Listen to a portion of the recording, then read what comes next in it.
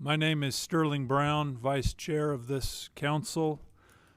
We are expecting Scott Paxman, our chair, to arrive any time. When he does arrive, assuming he does arrive, I'll be happy to relinquish the mic back to him. Hey, Mr. Chair. Yes. A note for our Town of the Day people, we're not seeing the main room. Is that only me or is that everybody in the same boat? All right, good feedback, Warren. AV folks, can you help me respond to that? There, now we see you. We're good, thank you. Okay. Thank you. So let's just go around the room here a minute. Turn on your mics, those present, and just introduce yourself going around the table, and then we'll end the round robin with board members that are online. So, Carly, start us off. Carly Payne, Watershed Councils Coordinator. Brett Palmer, West Desert Watershed. Marcelle Shoop, I'm with National Audubon Society representing environmental and conservation interests. Mark Stratford, representing Utah League of Cities and Towns. Todd Stonley, Division of Water Resources. Sterling Brown, Strawberry Water Users. Rick Smith with the Weber River Watershed. Nathan Dowds with Bear River Watershed Council. Laura Briefer with the Jordan River Watershed Council. Okay, we'll give Scott a moment to catch his breath and gather his things. Let's go to the board members that are online. Go ahead and randomly chime in here. David Harris, Cedar Beaver Watershed Council. Motion 1, loss of super. Ricky, was that you? Well, unfortunately, yes. Ricky Ranko Browning, Utah Petroleum Association, representing industrial interests. Great, thank you, Ricky. Go ahead, next one. Hey, Sterling, this is Cody Allred, representing West Colorado River Watershed Council. Thank you, Cody. Warren, go ahead next.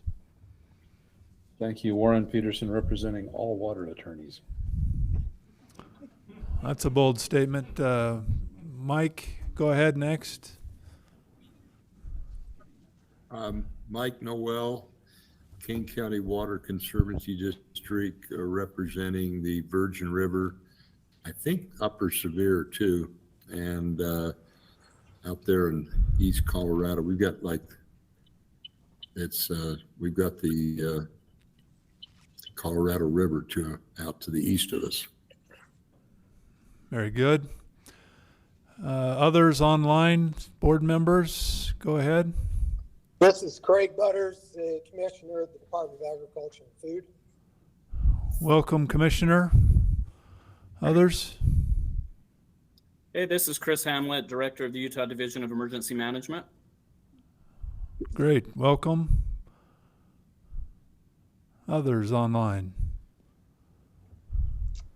This is Paul Monroe. I'm with West Desert Watershed Council. I'm not a board member, but we're on cue to report. Okay. Good to know you're there, Paul. Safe travels. We'll hear from you momentarily. Others? Mac McDonald. So Mac McDonald with San Juan County, southeastern Colorado River Watershed. Great. Welcome, Matt. Others? Haley Killian. Oh, sorry.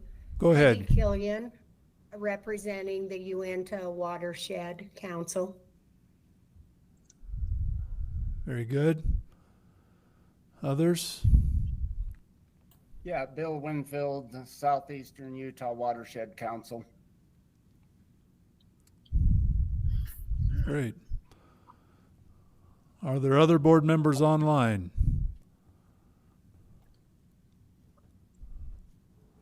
Carly, are you capturing all of these online folks by way of attendance? Todd? Okay. Sterling, one other, the modest and unassuming Val J. Rigby is online representing agricultural interests, I believe.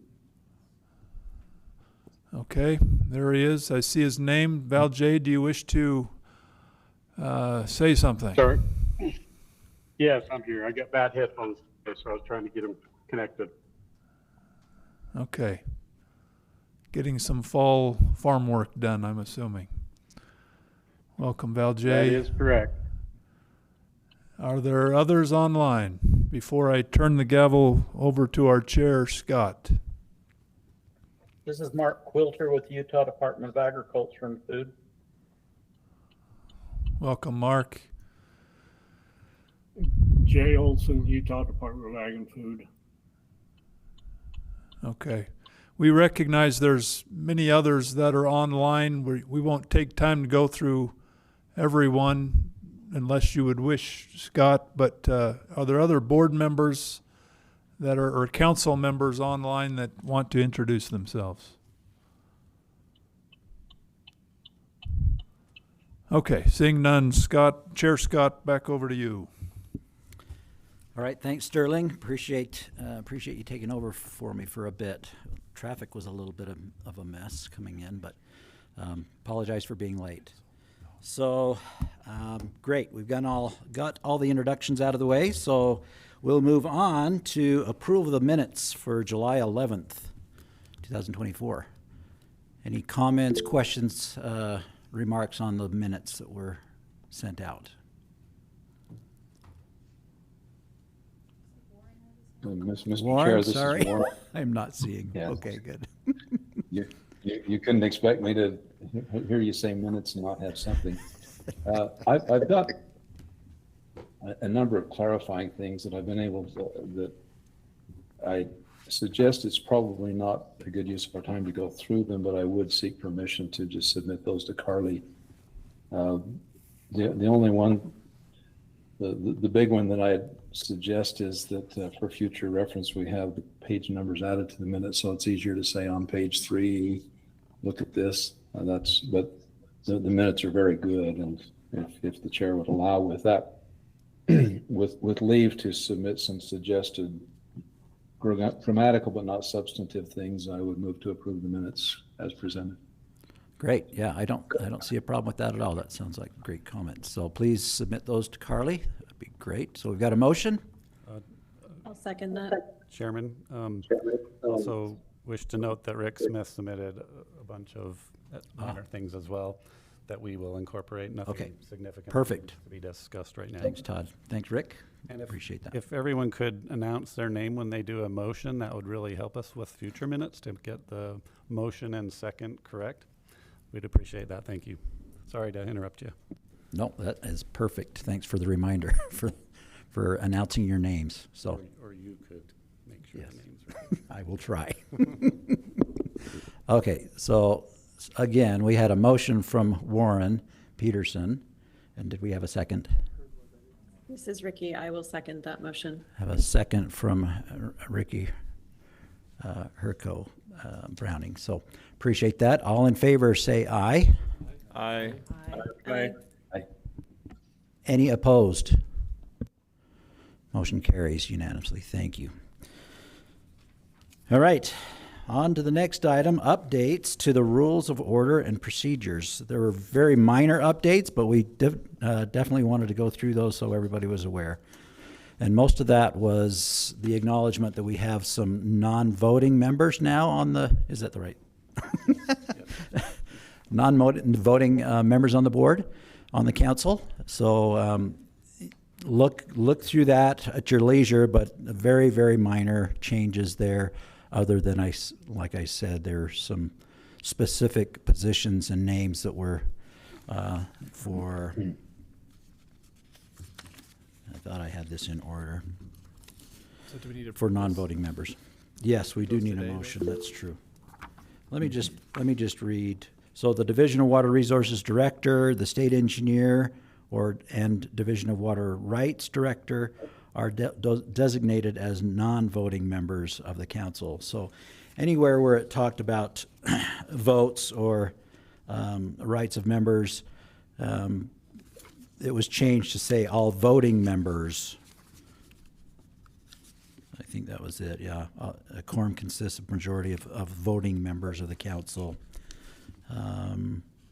the majority vote of voting members of the council. So there's about 4 different small edits to the rules of order and procedure. Any comments on those as they were presented or given out earlier to you? Okay. Okay, looking for a motion to accept those changes. So moved. This is Laura. A motion by Laura. Any second? I'll second it. Second Smith. by Rick Smith. With the motion second, all in favor say aye. Aye. Any opposed? Aye. Oh, sorry, I need to take some time to accept all the motions or acknowledgements. So, any opposed? Motion carries. Thank you. Okay, Marcelle. Oh, there she is. Good. We've got a presentation by Marcelle on the Great Salt Lake Trust. So, looking forward to that.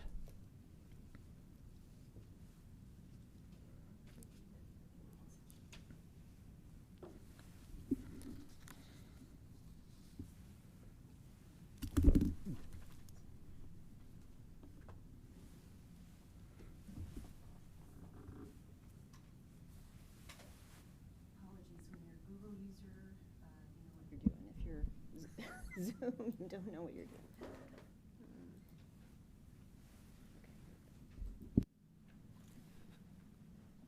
I just can't get to that.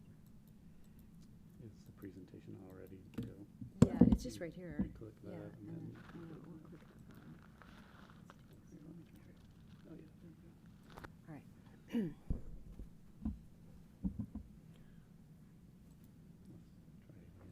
Click hide or stop sharing.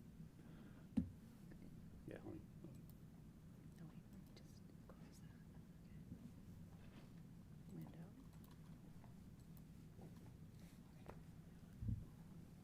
Okay, click dismiss. Looks like it's up there now. Oh, maybe hide that.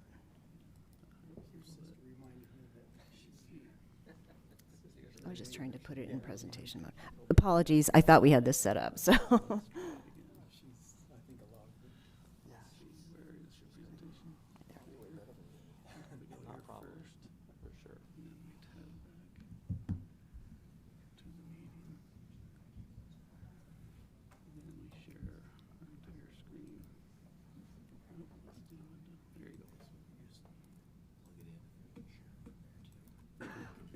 There it goes. Yeah, I think he has it. Thanks. Okay. Thank you, everyone. Not knowing what everybody's familiarity is with the Great Salt Lake Watershed Enhancement Trust, I'm going to provide a little background, so apologies to those who've already know a lot about that. Scott, you're looking at me. Okay. And I'm sure Warren will ask deep and serious questions afterwards. Thank you. But yes, I'm Marcelle Shoop, and I sit on this on the Watersheds Council as really a representative of environmental and conservation groups, and I'm with National Audubon Society, and I direct their Saline Lakes program. But I also wear another hat as the executive director for the Great Salt Lake Watershed Enhancement Trust. And that trust is managed jointly by National Audubon Society and the Nature Conservancy here in Utah. So now we're going to figure this one out.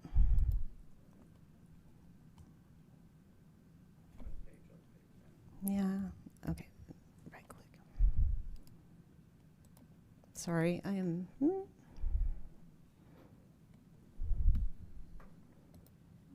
How about if I do this, if I'm in it?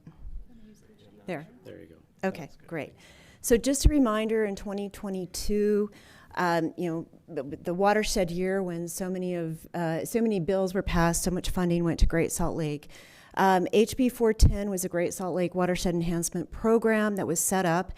There was an appropriation of $40 million to implement and establish the trust for the purposes of benefiting Great Salt Lake.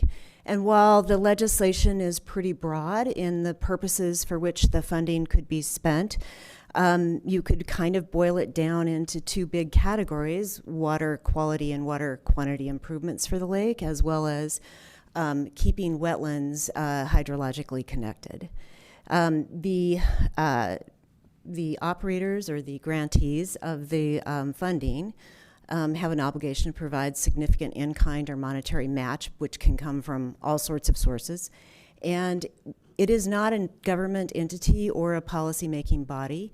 The program is administered by the Division of Forestry, Fire, and State Lands. So actually, there is not a Great Salt Lake Watershed Enhancement Trust as an entity yet. Rather, it is an existence as a result of the joint collaboration arrangement between Audubon and TNC. The funding provided by the legislature is held by a fiduciary, which is the Community Foundation of Utah. They also hold a private trust fund also for private donations for the work of the trust. We also coordinate significantly with not only the Division of Forestry, Fire, and State Lands, but also the Division of Wildlife Resources. I'll explain that more, but both Wildlife Resources and Forestry, Fire, and State Land typically end up holding like the leases that we transact, for example, and put the water to use at Great Salt Lake. We also coordinate closely with the Great Salt Lake Commissioner's Office.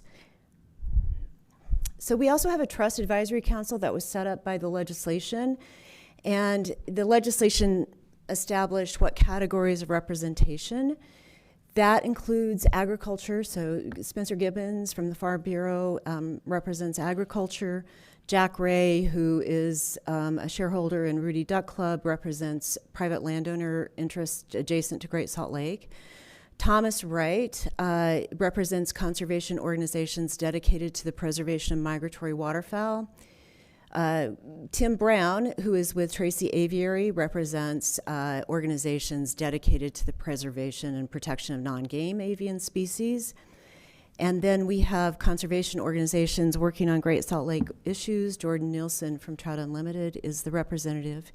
Tim Hawks with the Great Salt Lake Artemia is the representative for aquaculture. And Joe Havasey with Compass Minerals represents mineral extraction. And Darren Hess is the Water Conservancy District representative. He is from Weber Basin Water Conservancy District. And then we have Jill Jones, who's the manager at Central Davis Sewer District, who is representing wastewater treatment facilities. We do have the ability to set up other advisory councils that would not be part of the main decision-making or body, but this Trust Advisory Council, by agreement with Forestry, Fire, and State Lands, actually provides not only guidance on our mission and our work, but also approves any major project over $250,000, project or program. We weren't sure how this was going to work with the Advisory Council, but it's been really a great effort, and their input has really been invaluable.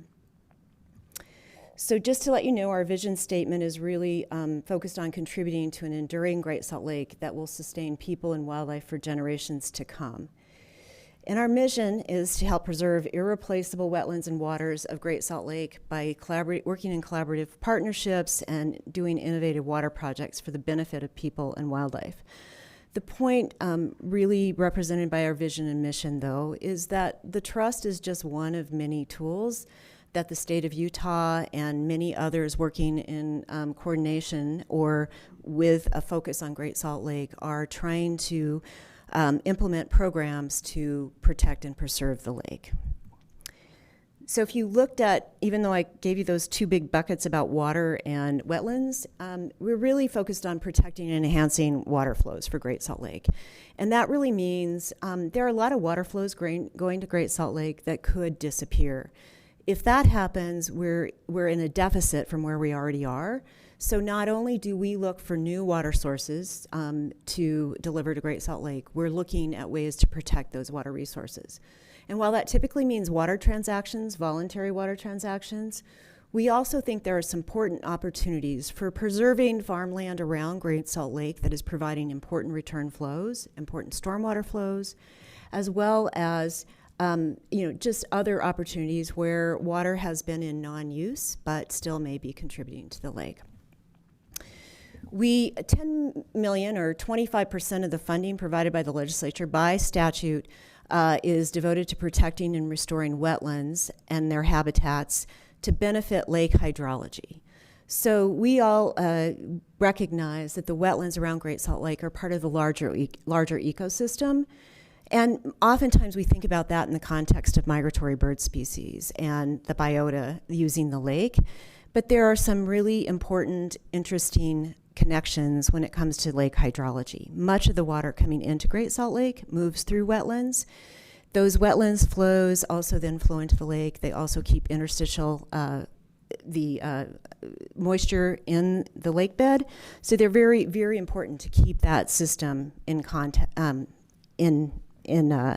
existence. Knowing that we could do all the water transactions we wanted to, but still couldn't get water to the lake, part of our focus is on water distribution and improving flexibility around that. We work closely with the Division of Water Rates and other entities. Gauging is a big factor, but there are some interesting opportunities to actually remove impediments or bottlenecks to water distribution. And then again, we need, and we know we do need to increase our engagement across the Great Salt Lake Basin, which we are working on. And then we want to continue our efforts to leverage the state funding that has been provided. So this year we adopted a strategic plan. It's on our website if you're interested. But our metrics, our four measurable goals, among others, are to achieve water transacted on a diversion basis in 2028 of 100,000 acre feet of water, protect at least 20,000 acres of wetlands and associated habitat around Great Salt Lake, and protect or restore, and then conduct studies to identify key water distribution bottlenecks and really work with partners to improve those, at least 5 of those. Many of the water structures where there are impediments or improvements could be made are actually owned by other parties. And then we are focused on leveraging at least 25% of the state funding that we spend. And these are really, we know from the Great Salt Lake Strike Team that the aim is to have close to 400,000 acre feet a year. These are what we view as practical and pragmatic goals for the trust, but we recognize that we can't achieve those goals without additional funding. So we've estimated a funding gap of about 110 to 145 million. And so that's also our aim as we move forward. So where are we at right now? So last year, we had a funding application, funding program for grants for wetlands restoration and improvements. We awarded 8 grants, 4 to Ducks Unlimited on waterfowl management areas managed by Division of Wildlife, 1 to Division of Wildlife at their South Shore wetlands. I don't know if you can see my cursors. We also had the Nature Conservancy at their West Layton preserve, and then we also have a project funded with Bear River Migratory Bird Refuge, and Salt Lake City also with a number of partners is working on some preservation and restoration on the South Shore. So many of these, this was a huge lift. We did this in a very short period of time because the trust started in January. We did the application period in July, and the projects that were awarded, total project costs are estimated at $26 million. We awarded $8.5 million, and match provided by the awardees is estimated at $6.5 million, with restoration improvements or protection to some 13,000 acres. And again, I just want to highlight the benefits. Many of those projects, particularly at some of the WMAs and wetlands, involve some improvements to water control structures. Often these are control structures that are really important to some of the water transactions that have been done, say, in the Jordan River. That includes improving outdated structures and adding capacity and gauges. And additionally, one of the things that you'll hear from Forestry Fire and State Lands, Keith Hambrick often, is that one of the best ways to control Phragmites is to have the ability to control water. And Phragmites is a really serious invasive plant at Great Salt Lake that not only affects habitat, but also affects water. So those are great, and we're excited to say that this year we partnered with Forestry, Fire, and State Lands with another funding opportunity. The division had $5 million in wetland protection restoration funding from the legislature. We put out another $1.5 million, and that the grant application period ended Monday. We have a technical review committee. There was one last year too. It's made up of nine members. These are experts across Great Salt Lake with a lot of diversity that review the applications and score them, and then ultimately the Trust Advisory Council will make either recommendations or the decisions on the award. So we'll be looking forward to an announcement later this year on those applications. So if we talk about water transactions, how am I doing on time? I'm going to start talking faster. Just know if you're interested in, doing a water transaction, again, they're voluntary. We do have on our website a page where you can go look at criteria that we use to assess whether or not a transaction might be viable. And in addition to things you would expect on a threshold, that it's a solid water right, there's wet water. A key aspect is how do we get the water to the lake? And so unlike maybe SCPP programs that were more focused on testing out the idea of leaving water in the system, we also are very focused on getting the water to the lake and figuring out how to do it and knowing how to measure it. So you can go there and read more about that. So last year we transacted 64,000 acre feet of water. About 7,200 acre feet of that was unable to be delivered because by the time we got the deal done and the approvals, it was past the irrigation season. But nevertheless, that was a good start for this year. And so this year we're almost at 68,000 acre feet of water. That includes more than 20,000 that was donated by the Church of Jesus Christ of Latter-day Saints and some other small various permanent water transactions.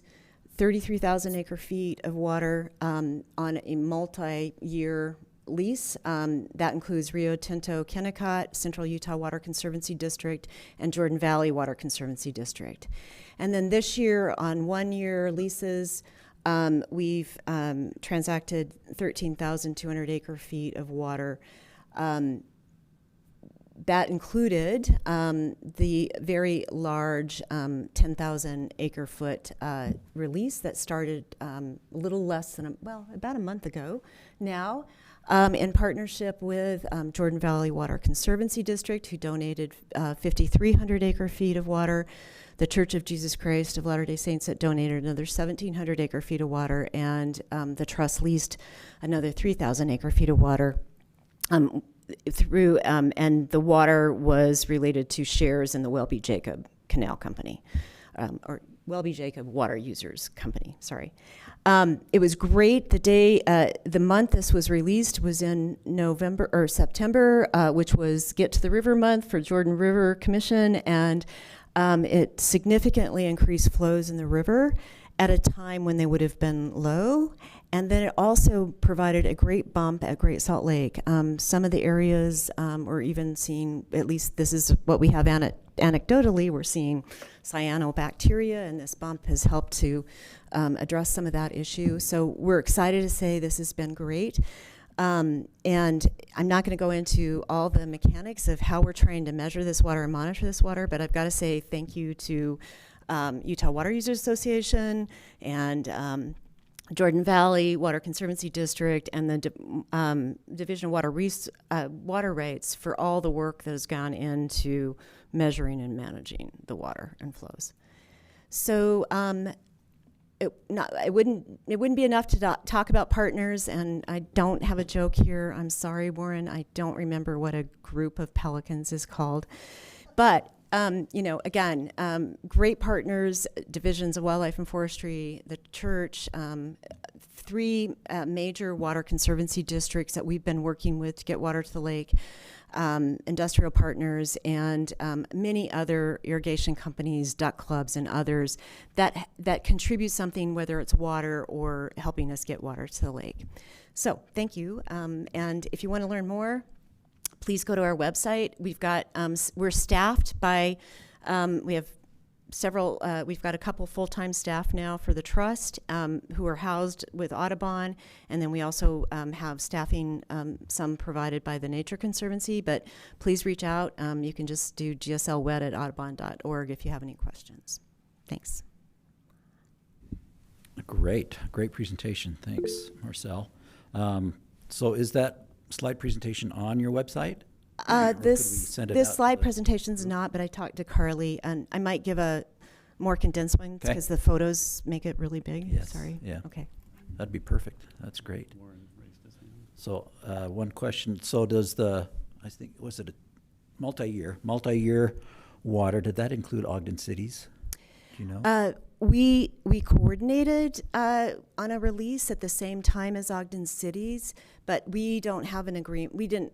We facilitated. You're right, we worked with a bunch of partners to facilitate that release, which happened at a really important time. Again, part of this is Willard Spur is a very, some of us call it the Serengeti of Great Salt Lake. It's a really important area to send water, particularly in the late summer, early fall. If we can do it without reactivating botulism bacteria. Good point. Great. Warren. Let's see, there you are. Thank you, Mr. I'm sorry, Marcelle put me up to this, but Marcelle, thank you. Good presentation. Perhaps when Marcelle provides the, I think you called it the condensed version of this presentation, we could ask Carly if she would put a link to that in the minutes of this meeting so we'd have it available to easily look up. That's a request, that's a question, but Marcelle, Siri tells us that a group of pelicans is called a pod, a pouch, a scoop, or a squadron. Take your choice. Good options. It was definitely a pod of partners. Okay. Pod of partners, very well said. What do you think the biggest breakthrough thing is that, in the general public, what can we be advocating is just a breakthrough event for the Great Salt Lake Water Enhancement Trust?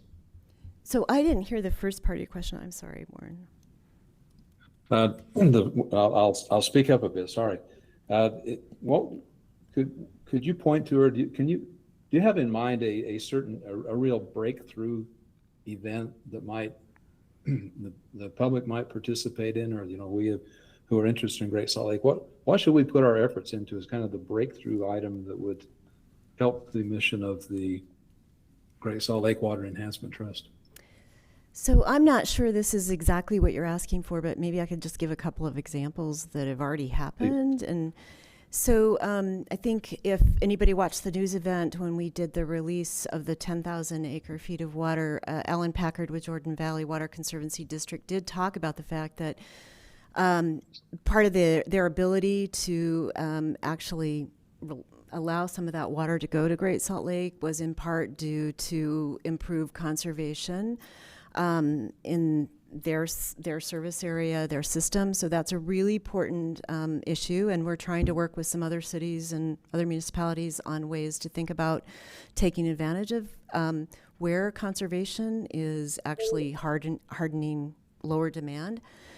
So that's really important. We've actually done a really fun event with members of the I'll get it right, First Unitarian Church of Salt Lake City, where they had a member pass away who donated a sizable chunk of money that they, after a year-long time, we worked with them and they decided to donate to the trust. And they encouraged a lot of other of their members to donate as well. And that's been a really good opportunity to actually get the word out about what the trust is working on and what it does. In terms of, just helping the trust, I think the biggest hurdle that we have, and I think you know this, Warren, is continuing to try to find those opportunities to work with agriculture on where, somebody voluntarily wants to do a project with us. And sometimes one of those, opportunities to be solved is, trying to work with the canal company to figure out how the canal company can actually hopefully not be harmed in the process and be supportive of a transaction that allows us to get water to Great Salt Lake. And those are all, I mean, there's more I could give you, but I don't know if that was the kind of thing you were looking for. Yes, it is. Thank you. And please give me a call. I'm going to share some ideas on what you just said. So that would be great. Thank you. Thank you, Mr. Chair. Thank you, Warren. Let's see, Mike Noel, did you have a comment?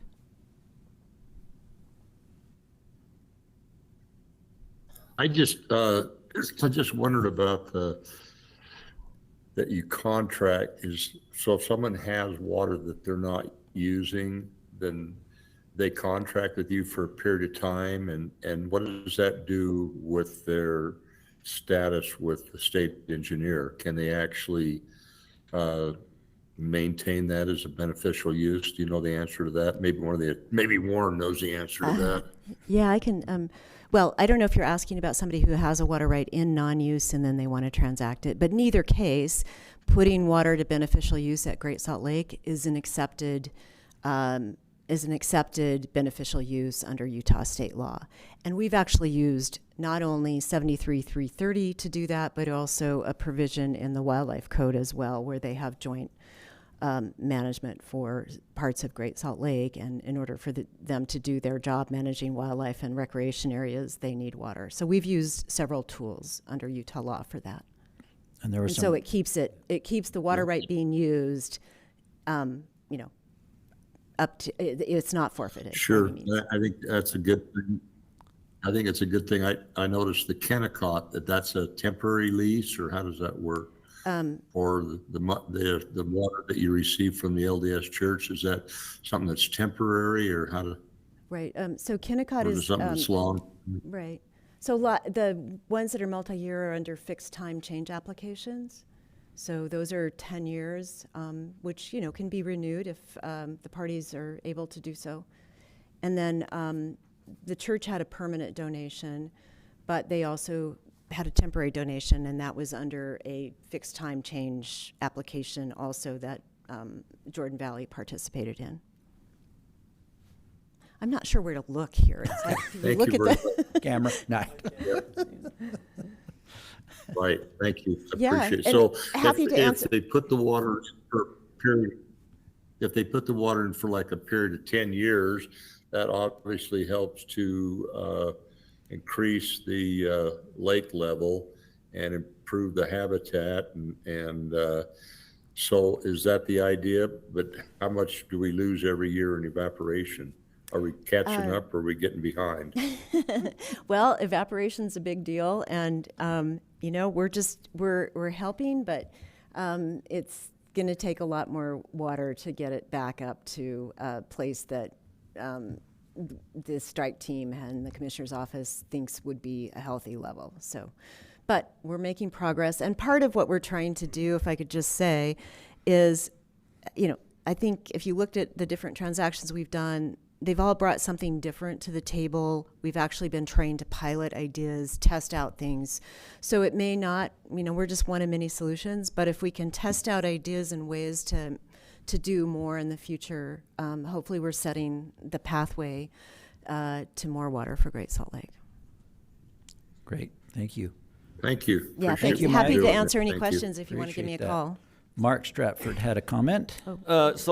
Just to Mike's question about evaporation, when I was in law school, we had a tax law professor talking about income and taxes, and people complained about their tax rate. And he said, well, would you rather have $1 and have 34% of it paid in taxes, or not have the dollar to start with? And I think that's the thing about evaporation. The lake's probably better off getting the water there, even if a bunch of it evaporates. If it's not there, it can't do anything.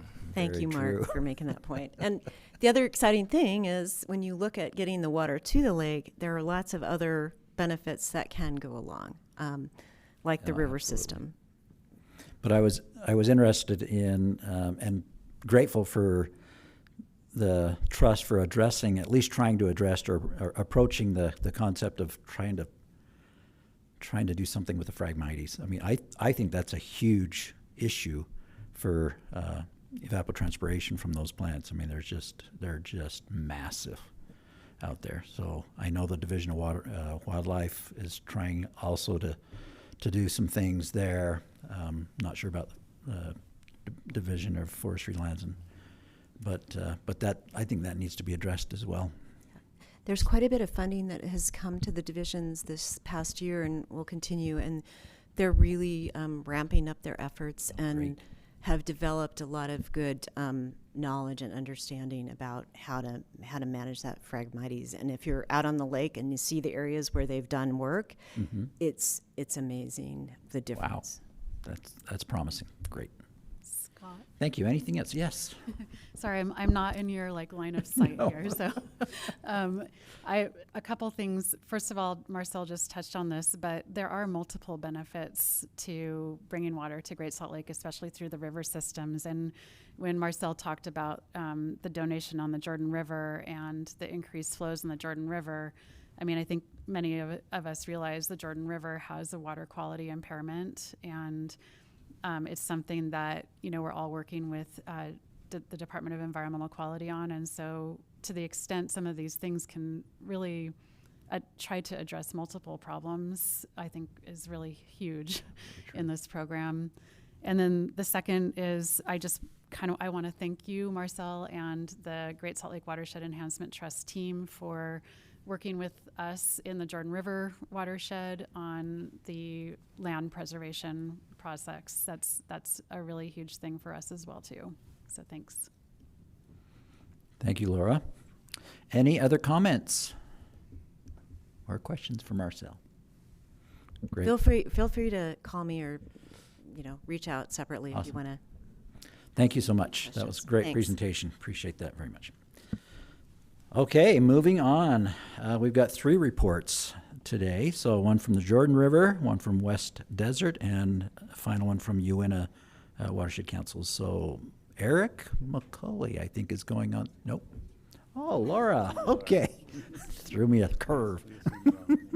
Eric, if you would like to do it, you're welcome to. Thanks, Laura. So I'll give the report for the Jordan River Watershed Council update. I'm Laura Briefer. I'm the director of Salt Lake City Public Utilities and the co-chair the vice chair of the Jordan River Watershed Council. We have our executive director of the Jordan River Commission, which is housing the council here, Soren Simonson, and Eric McCulley, who's the chair of our Jordan River Watershed Council and also works for the Utah Reclamation and Mitigation Commission. And then we have Heidi Hoven here, who once the Great Salt Lake Watershed Council is established, will be our liaison to that Watershed Council. And Heidi's with Audubon and also working with us on wetland types of projects. So I thought I would just give a brief background of the establishment of the Jordan River Watershed Council. And as I just mentioned, it is housed in the Jordan River Commission, which was created in 2010 by an interlocal cooperation agreement. And the purpose of that commission was to implement the Blueprint Jordan River, which was a kind of long-range plan for the Jordan River corridor.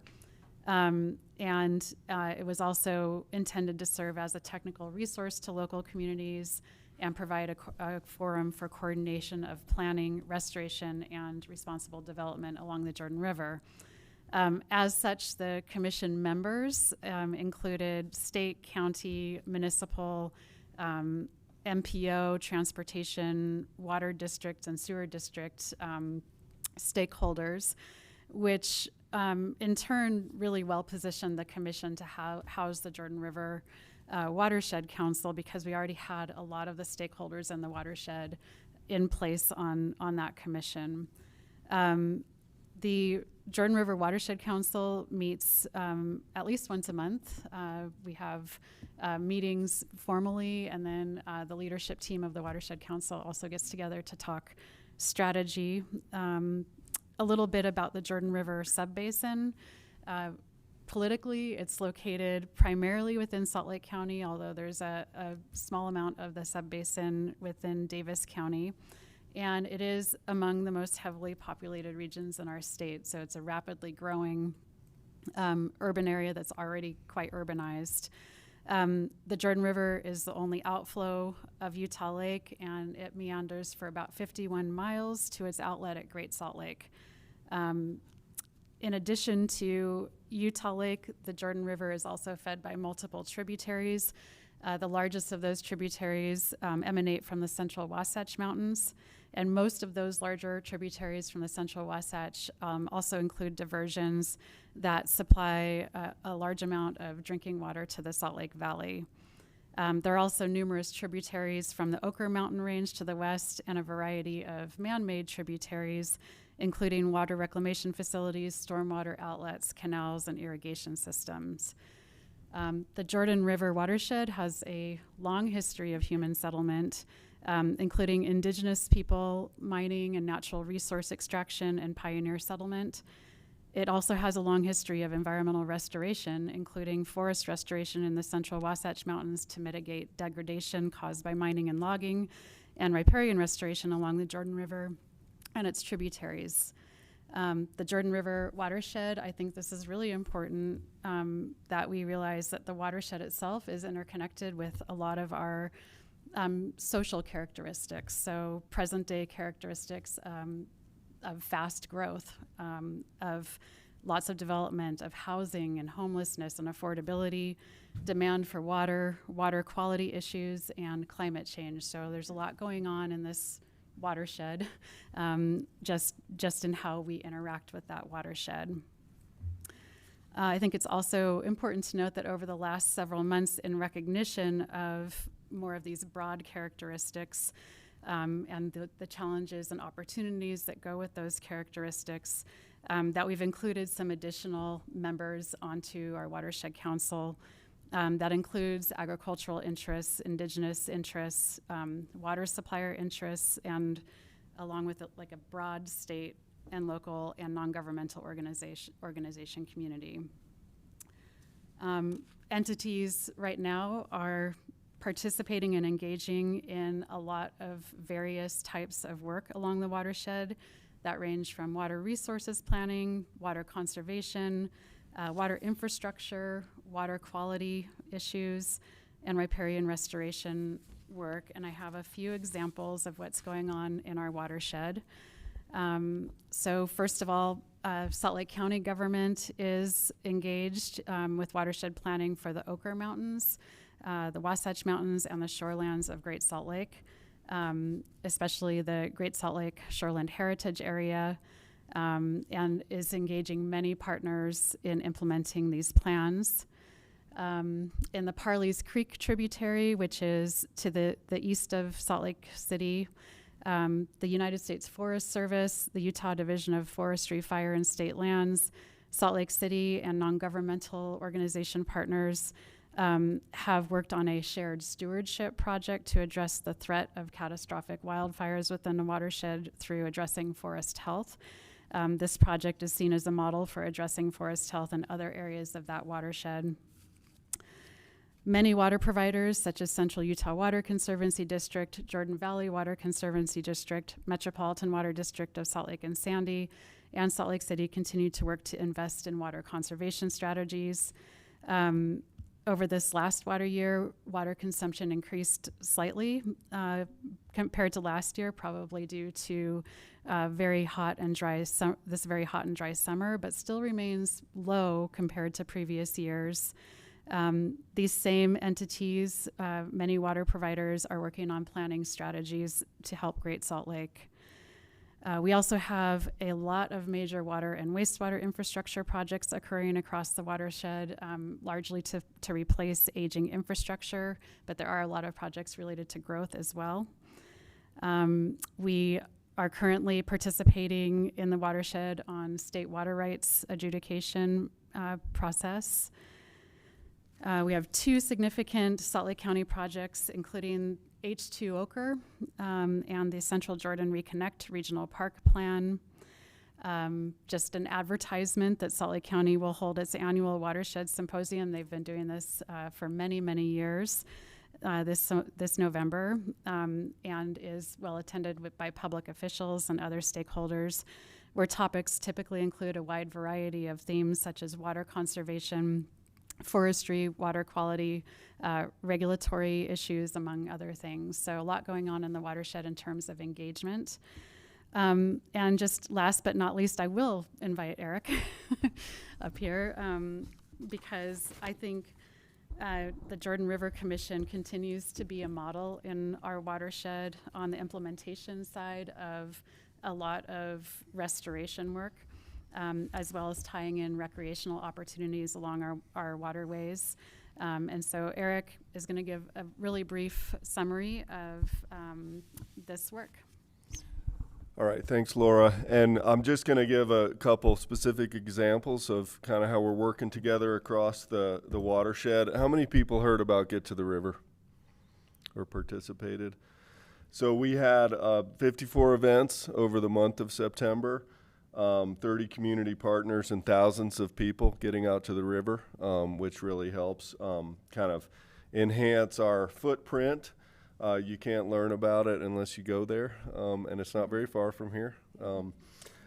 Some of the specific projects that are happening in the next couple of years that we're working on and partnering on is West Jordan Big Bend, and the whole Jordan River received an America the Beautiful grant for $5 million, $4,999, and a huge grant that is going to be basically completing a bunch of river restoration on the West Jordan Big Bend, which was damaged because of the Sharon Steel and Murray smelter in the past. So I was just down there this morning.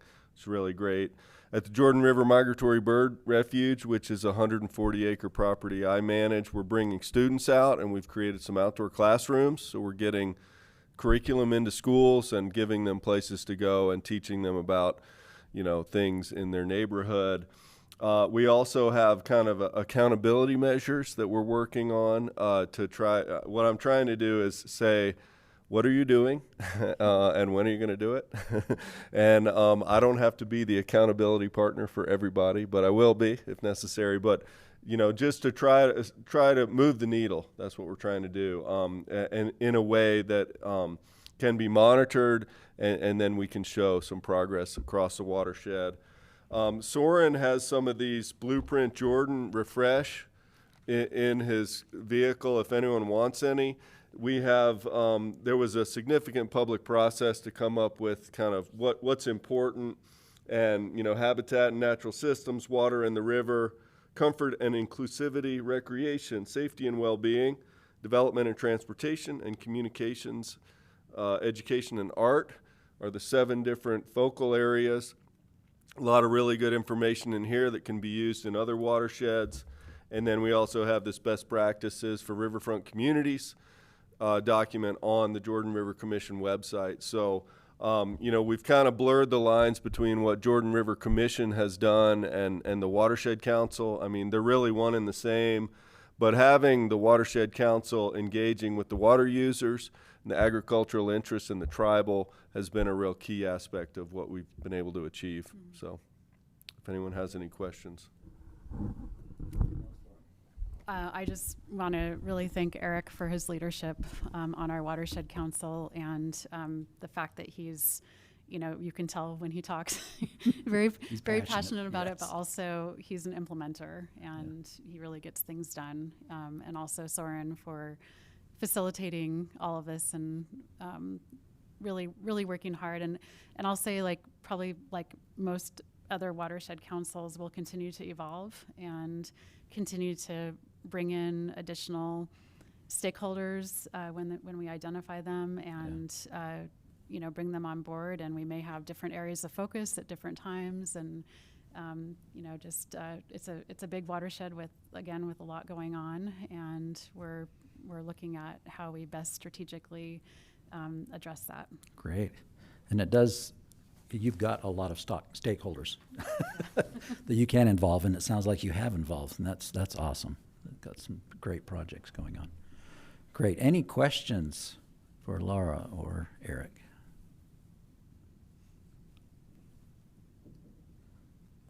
Okay, not even Warren's going to throw out a question. I have a comment. Mr. Chair, I can't pass it. Ah, dang. Okay, Warren, go ahead. Well, please go ahead with whoever in the room there was speaking up. Oh, I just had a And then come comment. back. So. Marcelle, go ahead. Oh, no, this is Marcelle with, I just I just wanted to say that I think it's great to hear about all the different aspects of what the Jordan River Commission and the council have been working on.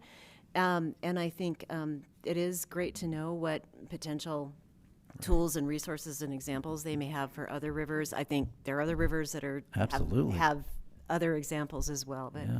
thank you. Thank you. Okay, Warren, go ahead. No, thank you, Mr. Chair. Just I guess a request, and that is if as we're heading into the time when the legislature reviews the viability and the future existence of watershed councils, I'm happy to, in my opinion, to point to the Jordan River Watershed Council as an example of how this can work well, based especially on what we've heard today. So I guess, Laura, my question is, what would be your first word of advice to the legislature on whether to extend the Watershed Council statute? That's a great question, Warren. No, I think it's definitely worth extending. I think one of the things that we recognize as a watershed council is just how important it is to pull into the discussion all the contexts of the watershed, because water, of course, is going to be interconnected with everything else that's happening. And an example of that is right now there's a working group out of the Governor's Office of Economic Development to address housing and homelessness. And as soon as I saw the maps of where housing and affordability, and as soon as I saw maps of where that focus was, I started thinking, well, those are actually overlaid onto some watersheds that we need to really understand and take stock of what is the interaction between something like that and our watersheds. And I think that can be repeated among a lot of other issues that we are facing. Yeah, and just a thought that I had is it doesn't matter which watershed, but there are literally hundreds of stakeholders in those watersheds that are impacted or could be impacted, whether they know it or not, are stakeholders. and there is no other place where they can go to a location, to a council meeting, to a watershed council meeting, and be heard or have questions answered, or at least present questions. So I think there's a lot of value for the council. So yes, go ahead. Oh yes, if you could come over to one of the mics, that'd be great.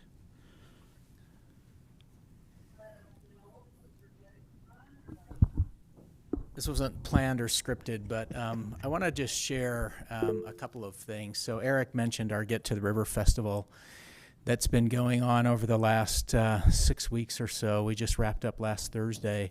One of the things that we did through a grant from Salt Lake County Zoo Arts and Parks program was a couple of film screenings.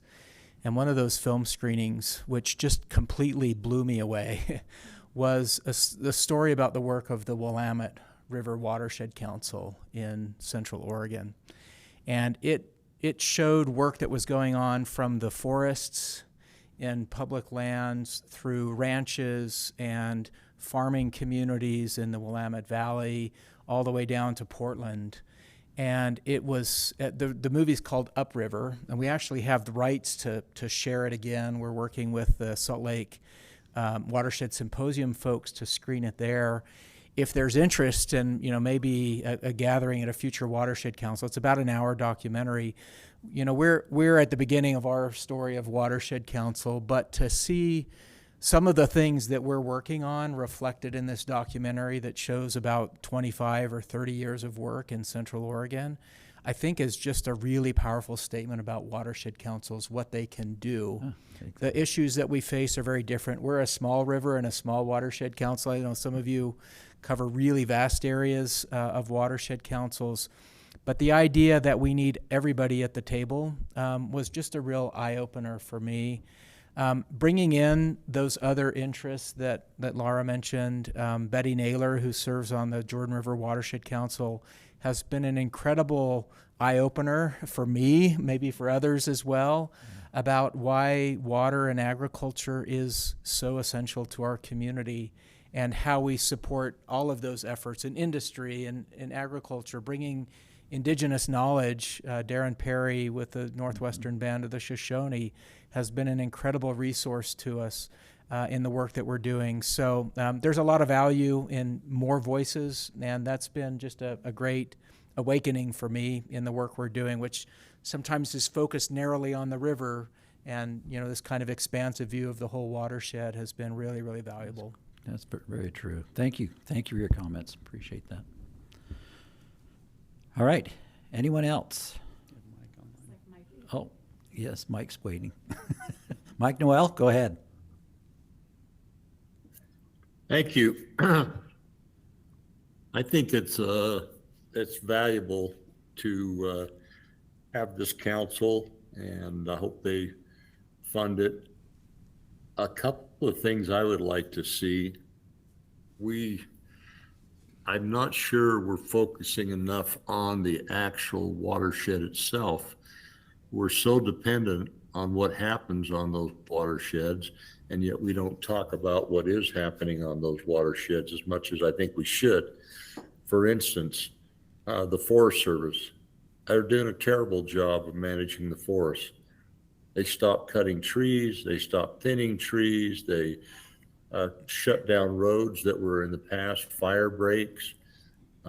We burned these areas, and then next year you see these massive floods coming through with mud, and out here in this part of the country, and what I represented, the largest geographical district in the Utah House with the most cities and towns and area, it's a major problem.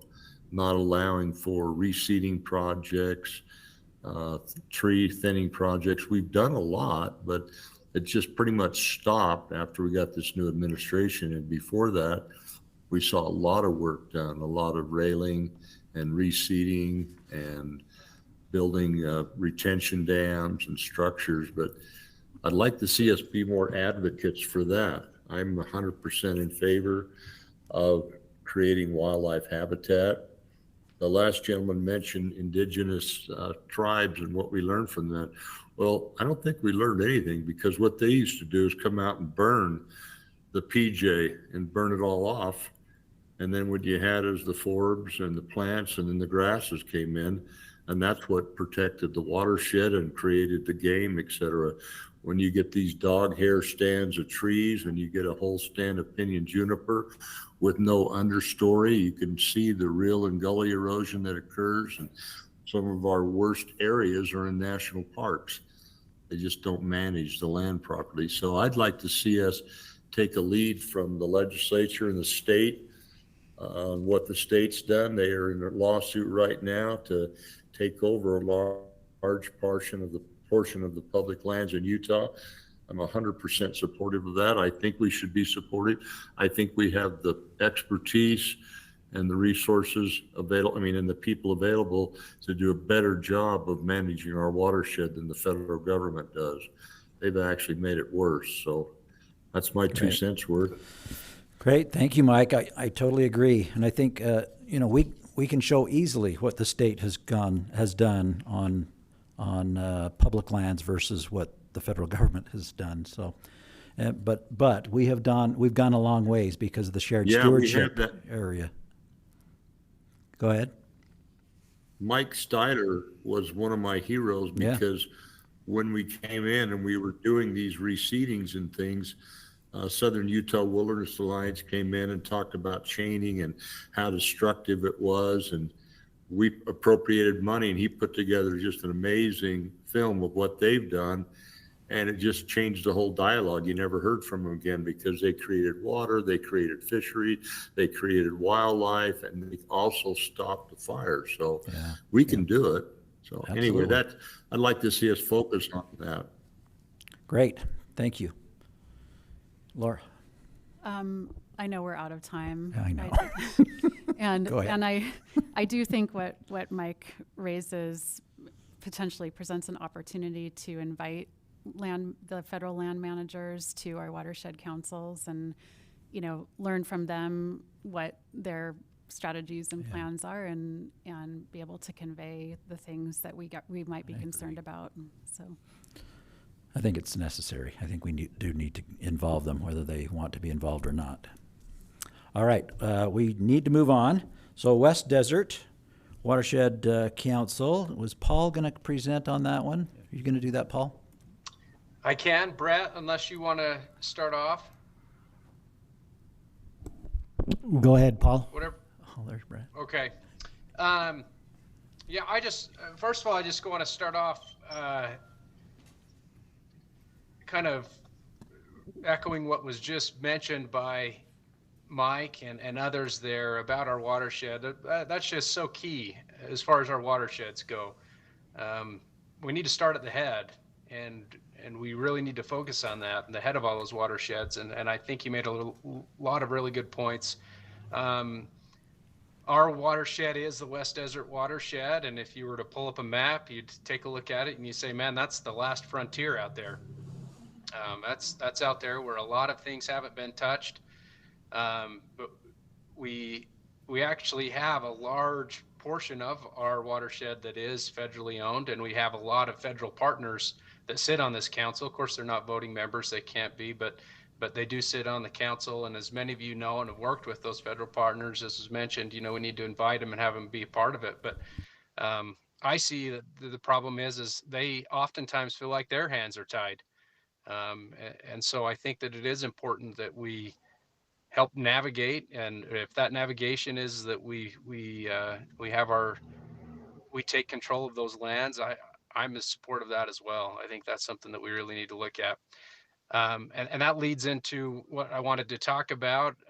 Carly had a couple of pictures. She's been on with us with some tours, but the first tour we did within our watershed this year was we went up to Box Elder, and I'd never been up there.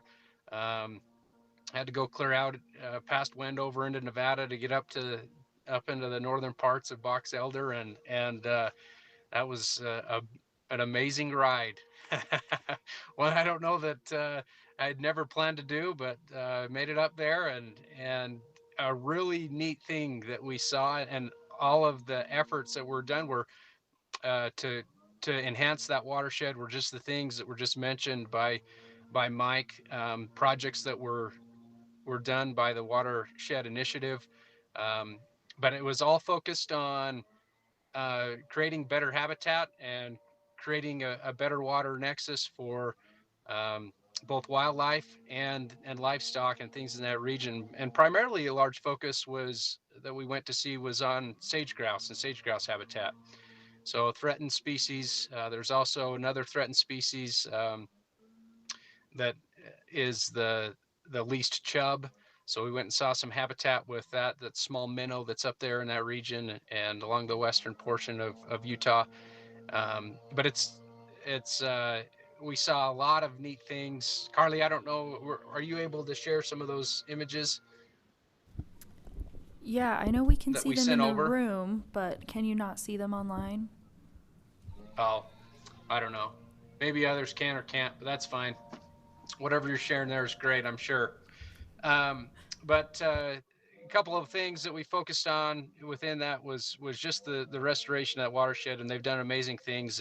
And I think that the focus of this watershed, or what we're looking at, is the amount of things that we're learning as we're going and seeing different parts. And our watershed is the largest in the state of Utah.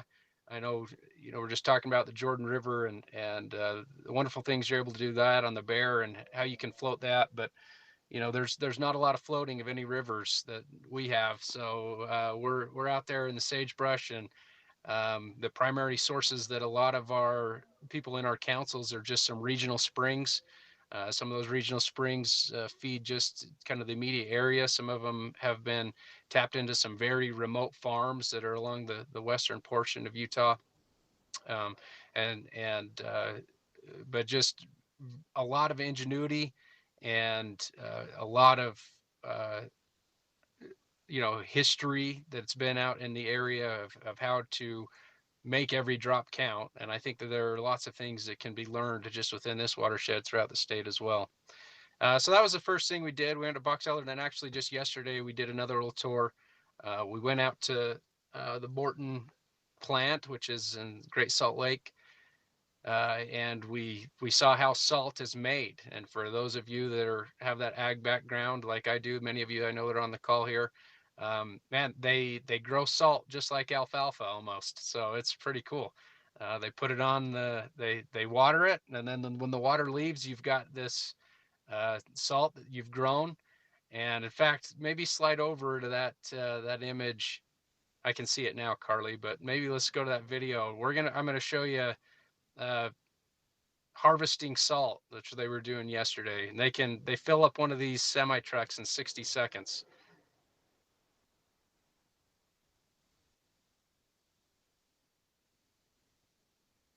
So this is the pond after they've evaporated all the water off, and they're taking close to about a foot of the salt that's generated there. They're taking about a foot off, and there's that's the harvesting machine, and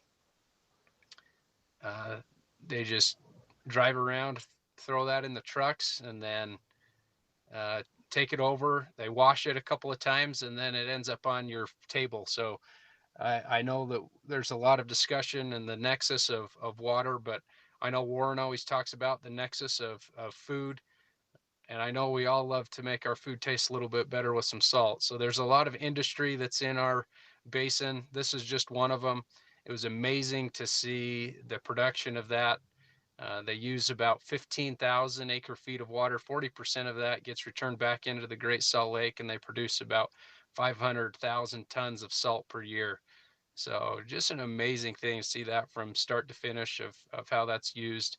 It gives you a good representation of the many uses and how everything is tied together. And that's one thing that we're learning and learning about within our watershed is, many of us may have driven out to Wendover and seen that off to the side, but it's just, really incredible to see it up front, close at hand of everything that goes into something like that. So there's a lot of,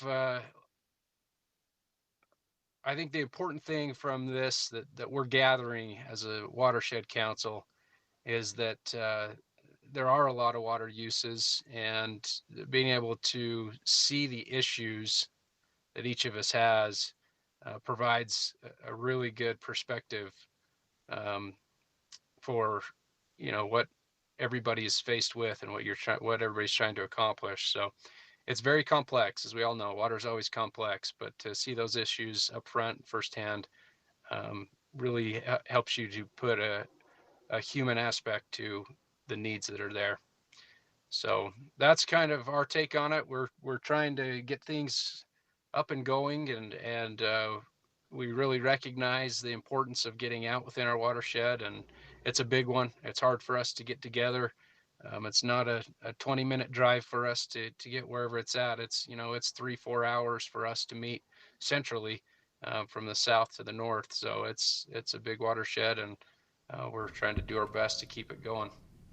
So any questions or anything that Carly, you or Brett want to add to that?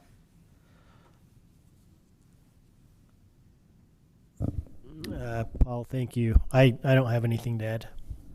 That was great, Paul. So yeah, you have a huge watershed in your council, and we just appreciate a little bit of a tour of a little small percentage of that, just so that we might be able to understand what's going on out there. But you're right, there are tons of uses that we don't even think about most of the time. So appreciate the presentation. Any other questions, comments for Paul or Brett? Great. Thank you so much, Paul. Appreciate that. Thanks. Okay, Uintah Watershed Council. Let's see, I believe Peggy's going to present on that one.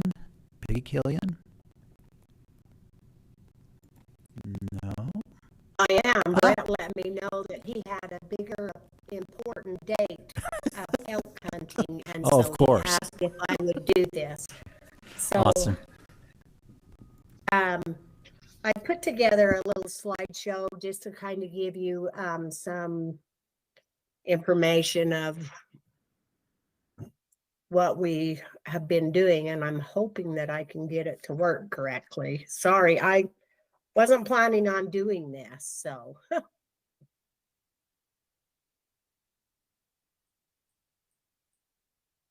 Maybe I might have to have Carly send it to her and have her show it. I apologize, just 1 second. That would be fine. You're welcome to email it to me, Peggy. Okay. Some reason it's just not. I have a computer that is not working really well today. Carly, I'm just going to send it to you very quickly. Okay, I'll get it pulled up.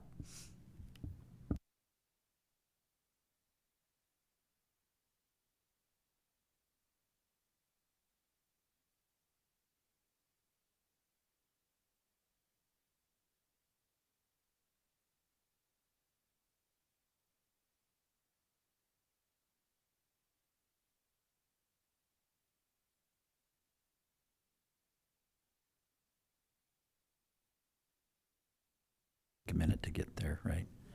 That's probably a good-sized file. Warren Peterson has a comment. Go ahead, Warren. Heaven forbid, here he goes again. Mr. Chair, in the interest of time and to take the pressure off Carly, perhaps we go to the next agenda item and come back to this one? Yeah, that's what we were just talking about. So why don't we do that? So Peggy will come right back to you as soon as we can get Carly to upload that presentation. Okay, next on the agenda is the letter from the Utah Lake Watershed Council. So Sterling, if you would like to take that one. Yeah, in your packet materials, you'll see a letter addressed to Chair Scott Paxman, signed Joe Crawford, the chair of the Utah Lake Watershed Council. If you'll dial that up, but also next to that, the copy of the Rules of Order and Procedure document that we revised earlier this meeting. You'll see on that document under the first section, 1E and F.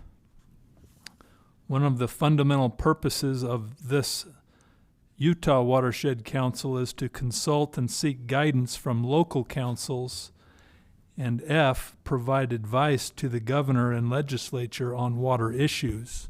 The Utah Lake Watershed Council, in our most recent meeting, was reviewing this document, and in the spirit of E and F is in which this letter comes to this council. So I won't read the letter word for word, but we make 2 points or 2 requests in the letter, as you'll see there on the bottom of page 1. In no particular order, we are asking for some help in reseeding or rehabbing the impacts of those 2018 large wildfires. And number 2, improve coordination efforts when it comes to research on Utah Lake. We are seeing firsthand a fair amount of duplication of money and resources, research resources on that lake.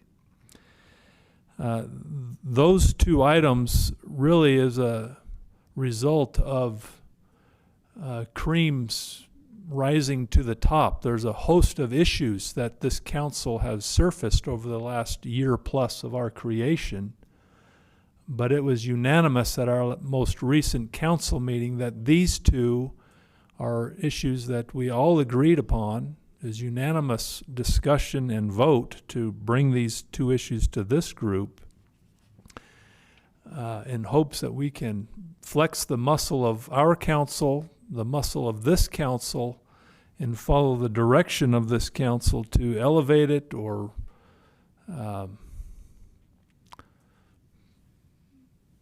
do something to give more attention, more more focus to these particular two issues in our council.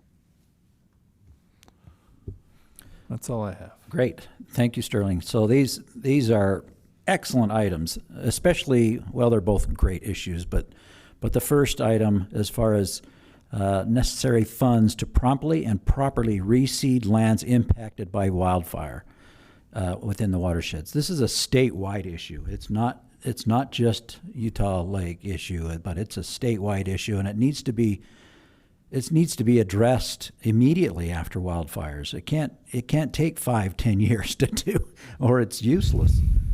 So great issue. I think that's an important one that we can take to the legislature to see if we can enhance the already existing programs that are out there, but there needs to be additional funding for sure. Great. How about a presentation? No. Okay. Oh, yes, Eric.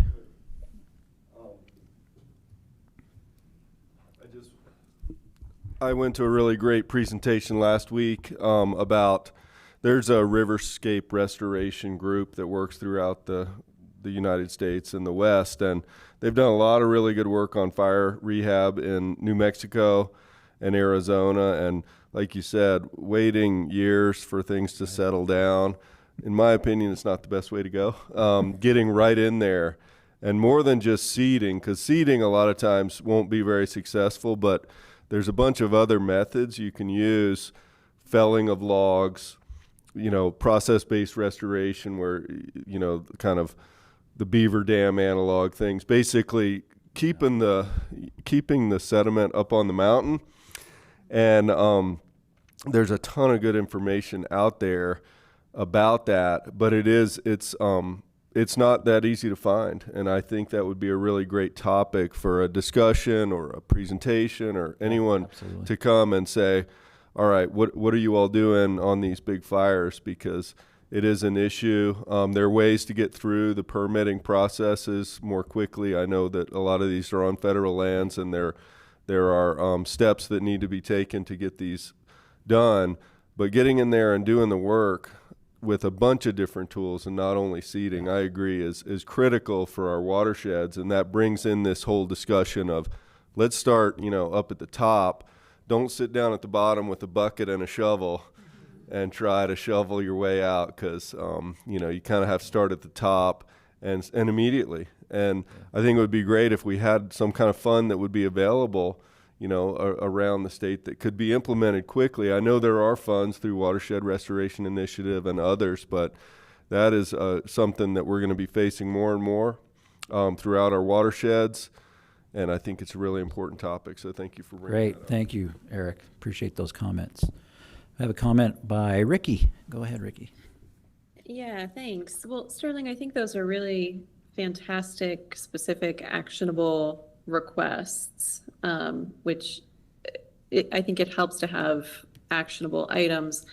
I'm jumping ahead a little bit here, but I was wondering, as we prepare our annual report to the legislature, and if I'm jumping too far ahead, feel free to tell me to hold on this question, but might it be a good idea to incorporate kind of the top 2 issues or asks or resource needs from each of our watershed councils as an addendum to that report, to really surface and highlight the kind of issues that we're dealing with, and to have a data set of those in one place that we can use as the councils work with different agencies and funding sources and other such groups. That's a great proposal. I really like that. And I don't know that we had, well, we'll get into it in a minute as far as our legislative report, but I'm not sure we had any recommendations at this point to the legislature, did we, in the report? So that's a great idea to have an appendices to put it. Mr. Chairman, along those lines, part of our Utah Lake Council discussion was recognizing that the window of opportunity to get a message to our legislature before the session begins is narrowing. And so there was a fair amount of strategy discussion to get this letter to this council today, in hopes that this council could Yeah. do whatever it needs to do in time for the 2025 session. Great point. Thank you. Warren, go ahead. Thank you, Mr. Chair. I'll offer that Ricky was thinking along the same lines I was, but to further that, to further what Ricky recommended, I would recommend jumping down to the item on the agenda about the report to this the draft legislative report, is to add a section at the end of what's there in that report already and just say recommendations from local councils, and then list them. And if it's in order, Mr. Chair, I would move that the two items contained in the letter that Sterling has presented be added to the legislative report, unless you'd rather defer that until discussion of the legislative report. I'll make you an offer. If you make it now, I won't even raise my hand again during this entire meeting. Great. Yeah, it is further down on the agenda. Let's hold that motion until we get to that agenda item, if you wouldn't mind, Warren. That'd be great. I would not mind at all. Okay, thank you. Thank you. Sam, did you have a comment? I did, Jess. Can you hear me okay? Yes, yes. Awesome. And I apologize. I was on the YouTube version and jumped on really quickly when this letter from Sterling from the Watershed Council came up. So I'm the Deputy Director of the Utah Lake Authority. Couldn't agree more with the concerns the Watershed Council expressed, and wanted to add some context for the Utah Watersheds Council as they're considering that letter. Two pieces of information. One being the Utah Division of Forestry, Fire, and State Lands is currently working on the Utah Lake Study that was from the bill passed by Senator Bramble in this past legislative session, which is basically an effort to do that, which is a literature analysis and review of all of the research that's been done on the lake and form it into one cohesive plan. So Forestry, Fire, and State Lands is pursuing that currently and hiring a contractor to help with that work, and we're a part of that process. So that should help with some of the past work and that duplication that's happened. And the second thing I just wanted to bring into context too is that the Utah Lake Authority is currently pursuing an initiative with the state legislature to help fund a nature center at Utah Lake. We've been working closely with Congressman Curtis and have a preliminary commitment of $5 million, obviously just waiting for the federal budget to follow its process to make that final.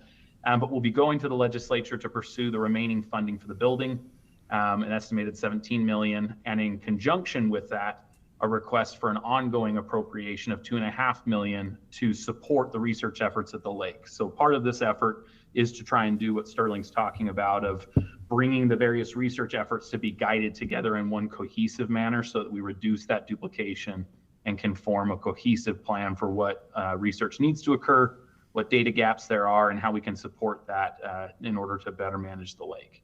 So just appreciate the chance to speak. Just wanted to jump in to provide additional information that we agree with the Watershed Council and the priority in needing to coordinate things for Utah Lake. Great, thank you. Thank you, Sam. Appreciate those comments. Looks like you're right at the forefront of what's going on down there, so appreciate those words. Okay, looks like we've got Peggy back. Yes, I apologize. Apparently my internet went down. We've been having troubles the last few days with this. So, but if you don't mind, I'd just like to report out. I'll have to not show you pictures. I've got those all down and lost in the matter of time. But anyway, our council has been really working together on becoming familiar with our watershed. I think we feel like that's the most important thing, to be able to know what to do. You've got to know what you're working with and what's out there. And so we have had opportunities that we've met with, like the DNR, the Water Initiative, Restoration Initiative. We've discussed the state plan. We've worked with all different entities. We've met with the Colorado Authority. So we're just trying to become familiar with our watershed area. Our watershed area does encompass quite a few areas. It has the Duchesne, the Uintah, and Daggett counties. And then it also takes in some of the Summit counties, the Wasatch counties, Carbon counties, Emery counties, and Grand counties. And so we have quite a lot of area there that we're just becoming familiar with. We did and was able to take a tour, our council members, in becoming familiar with our watershed areas. We was able to visit an industry production water site, and I wished I could show you the pictures, but and we learned and was able to see where the water was being cleaned and mixed so that they could use it for frackings, and which would cut down on fresh water use. And we were also able to go and visit what they call the Moon Lake Water Users Dam. It's the house of the Moon Lake Reservoir where the East Fork River, East Fork fire luckily missed this structure of the Moon Lake water. We've had several fires that have affected us big time with Watershed. There at the Moon Lake Dam house, there was also a spring that was lost there due to all of the flooding with the mud, the rock, the debris, and that, because we all know that scar areas cause more flooding than normal. We also during that day was able to go to where the recent fire of East Fork had also caused some destruction there from burn scars. We was able to go through and look at all of the West Cobb structures that were put into place by the Farnsworth Canal that was helping to divert all that flood water, all those rocks and the debris that had come off the mountain. This area has had to be cleared off several times because of just the continuous sediment and the debris that was causing down. It's amazing how big these structures are that are put into place to be able to help convert those flood waters, along with saving the canals and the different waters that are coming in. Also, our watershed area, we now have some concerns that possibly with this new fire, the Yellow Lake fire, may be coming down some of our drainage areas, and that could affect us in some ways of maybe scarring and flooding.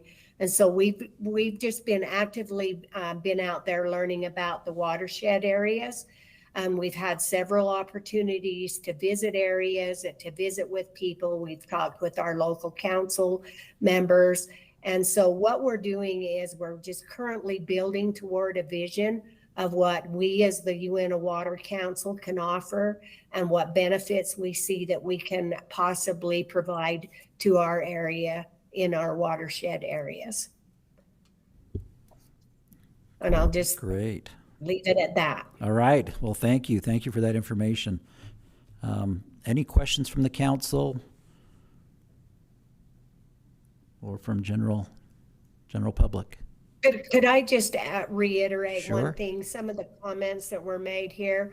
It's very, very true that fire causes devastation with our watershed areas. And I just think we could work better with the Forest Service, the public lands, all of the comments that were made before. We need to have a plan to be able to help with that, because if we're not working together on that in managing those forests better, then we have our watershed areas aren't as strong as they could be. No, totally agree with you on that one. Great. Okay. If there aren't any questions, thank you, Peggy, very much for that presentation. We'll move on to the next item, which is recommended changes to the Watershed Council Act. And in your packet, there was a list of 3, I believe, changes. Fairly, I guess, simple changes. Do you want to go over that, Todd? Explain what some of those are for us? AV team, can you share my screen, please? Yeah, Carly, these were received back. You were asked to do a review of all of the previous meetings of this council to make a record of any recommendations That's right. to the act. which was part of this analysis, and then anything else that had come up. Maybe I could let you talk to what you did to come up with these 3 items. Sure. Yeah, we watched every recording of every meeting this council has ever had. Yay. So there were some suggestions made early on, but those I believe were already passed in the legislature. Okay. So these are the 3 that have not had anything done about them. They've all come up at meetings of this group, but no specific actions were taken. Todd, explain the ease of the Watershed Council quorum requirements. We'd heard feedback in this meeting and elsewhere that with those requirements to have a quorum being a majority of those council members, that can be a struggle sometimes. Right. Early on with this council, that we were getting close to that being a problem, but it hasn't been a problem recently. We've had really good attendance. So maybe this council doesn't feel that's necessary, but some of the local councils may still have some of those concerns. So that was what we had heard, some feedback that might be a change that would be helpful. So do we have some specific language that you might recommend that we change it to, Marcelle? Well, I just have a question on that, so I don't know you bet. if you want to. Go ahead. Yeah, this goes back to the conversation we had quite some time ago, one of the meetings, about whether or not the guidelines for councils that were setting up their councils should or could have proxies.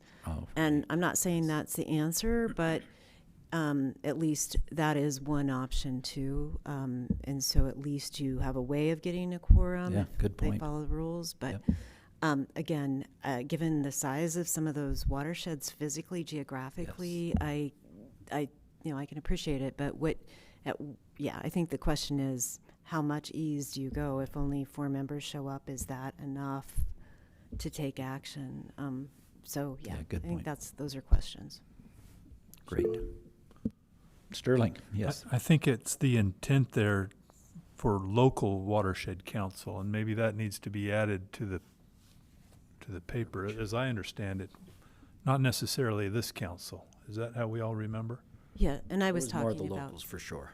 Yeah, so I would just insert the word there, ease local watershed council. Okay. Clarifying that. And real quick with some of those local ones, I know some people have a concern that if there's an active group of certain members, they may control things without the full group. quorum or group being involved. So that's the other side of the coin. I do that like that was my concern also, that we want to have a broad enough representation that we don't let a small group control the decisions, important decisions are made. Yeah, and I think Marcelle's comment about the proxy is a very valid one, good one. That might make more sense. Okay, we'll look at those. Let's see. Yeah, we talked about the merging of the Great Salt Lake Watershed Council with the Advisory Council. I think that's seems like a slam dunk. Nathan. On that one, do we have any language of what that will look like? Are they going to merge The them? 2 councils. Like the Jordan River did, which seemed to work really well, right? They made seats Yes. for everybody else. If that's the case, Bear River Watershed Council would be in favor of that. If they're just going to become the Watershed Council without adding those other seats, right, we would very much be against that. No, I think the legislature is very clear that those other seats need to be added. So, yeah, that's a good point. Could I ask a question about that? Yes, go ahead, Marcelle. I think that the Great Salt Lake Advisory Council has taken some steps to bring the other watershed councils in.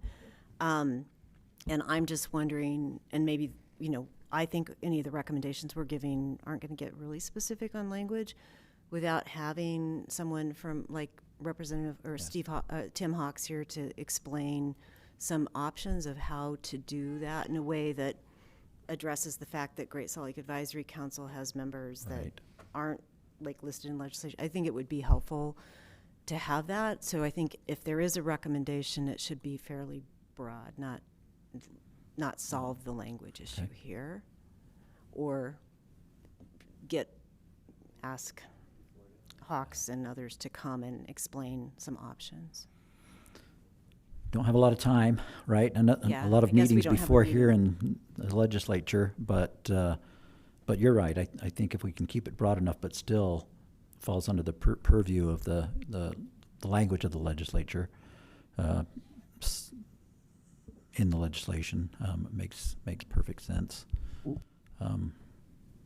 If we could get Tim to reach out and contact Todd or Carly. So I have a question. Is it Mr. Chair? is it this watershed? I have Yeah, go ahead. Go ahead, Warren. Go ahead, Warren. an idea that would help on this. I don't want to jump in front of Mark, but frankly, my inclination on preparing for this meeting was to recommend, and I'll even make a motion to that effect if you want, recommend that we establish a committee of this council to prepare draft legislation along these lines and then bring it back. There's some things I've spoken extensively with Tim Hawks on, for instance, how you merge the two councils and the fact that one's under forestry, fire and state lands and one's under, water resources and so on. It's not as simple as it looks. Yeah. So I was going to suggest that we set up a committee of council members and staff and others to draft legislation and bring it back to this council as something to be recommended. I just jumped in front of Mark, so find me accordingly. Okay. This Go is ahead, Mark Stratford. Yeah, so I'm fine with Warren's suggestion. If we don't go that far, however, if we go somewhat less, I just think it is critical that any language for the merging of the Great Salt Lake Watershed Council with the GSLAC does recognize that we need to have representation from those local watersheds. Absolutely. Yeah, good. Good thoughts, Mark. Appreciate that. And yeah, I don't think we would do anything without bringing it back to this council anyway, but when is our next council meeting? And down in Kanab? Makes it a little It's tougher. January 14th. Okay, but it is before the legislature. Well, yeah, right there, which really is too late, pretty much, for recommendations, I would think. But I don't know that we have any urgency. Go ahead. Yeah, there are ways to manage that with getting a sponsor aboard, but if the motions are in order, I'd move that the chair appoint a committee, and I'll volunteer to be a member of that committee. Great. Got a motion? I would second that. Laura This is seconded Ricky. it. Oh, who was that? Oh, Ricky. Sorry. Ricky. Looking at the wrong faces.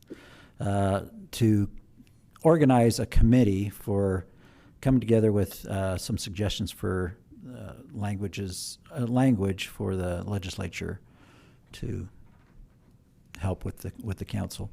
All in favor, say aye. Can I add yes, a point comment? of discussion Yes. on this? I wonder if, are we talking about a legislative committee that is a one-off committee on a specific legislation, or do we want a standing legislative committee? Because there may be other recommendations, like we were having a discussion about also discussing some amendments related to adding a recreation representative to watershed councils, as well as like a local government recommendation. So it seems like we could have an ongoing conversation about Absolutely. legislation. That's a great point.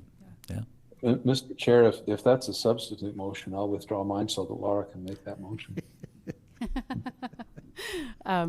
All right. I would move that we create a standing subcommittee for legislative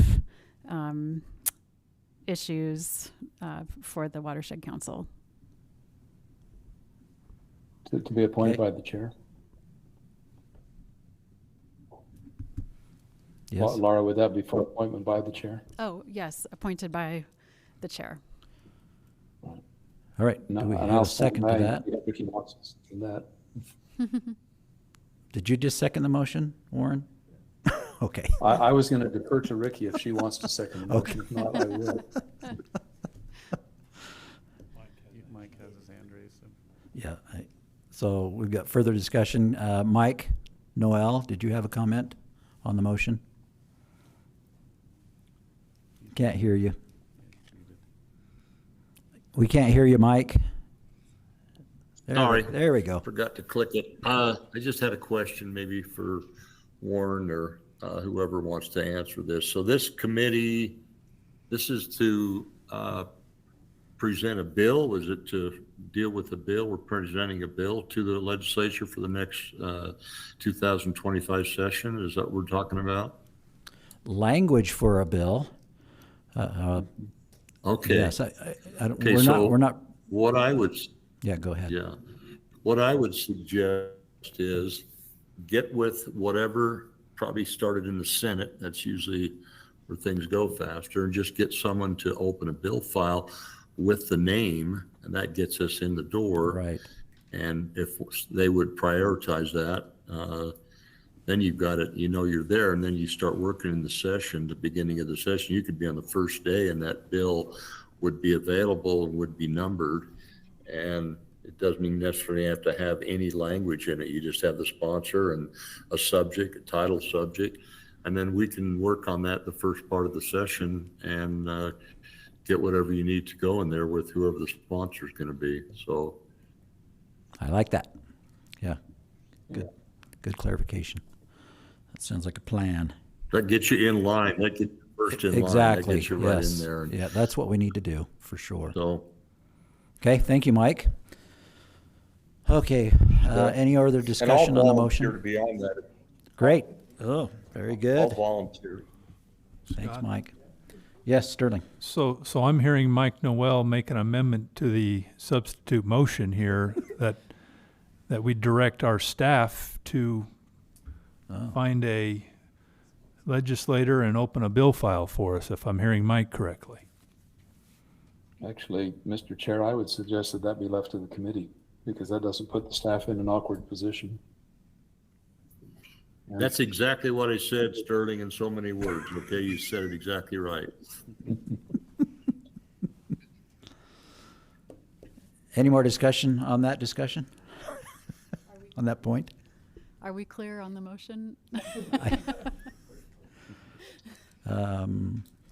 So far. Would this be our first committee of the Yes, council? absolutely. Oh. Yeah, first committee. So Sterling, what do you think about your edit to the motion? I'm hearing that the substitute motion is that Chair Scott appoint a committee from this council to a standing committee that would address these three items that are before us now, but also serve to provide input and counsel during the 2025 legislative session and possibly beyond.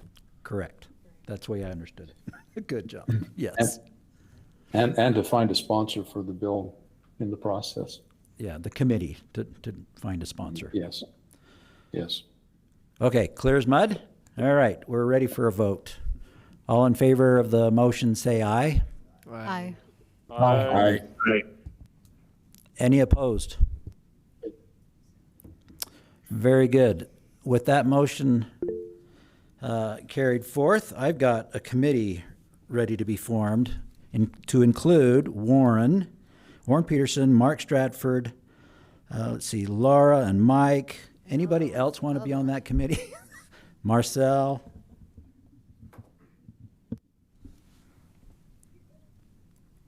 I think that's a great start.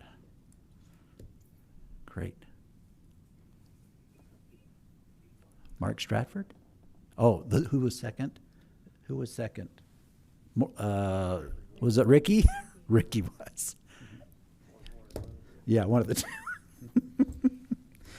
All right, very good. Okay, and myself, and I will see if we can't get that set up.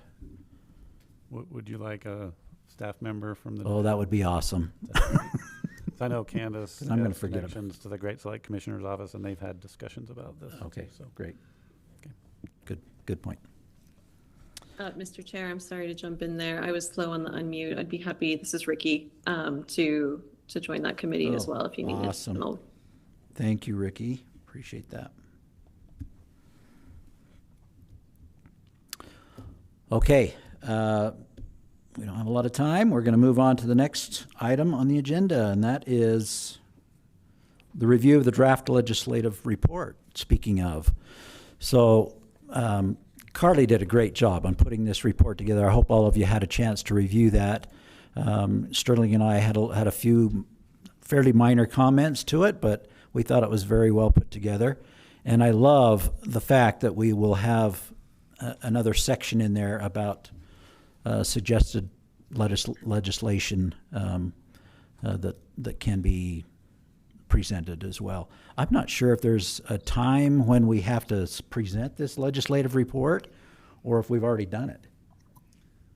Since Candace and I went before the Water Development Council at one point, but I'm not sure what counts as a report.